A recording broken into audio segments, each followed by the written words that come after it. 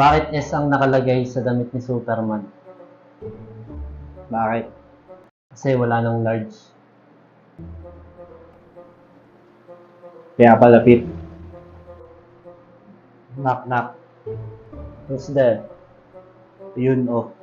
Yun oh who? How did you know I needed someone like you in my life? Ano ang tawag ng baby langgam sa kapatid na babae ng mama niya? Ano? Auntie.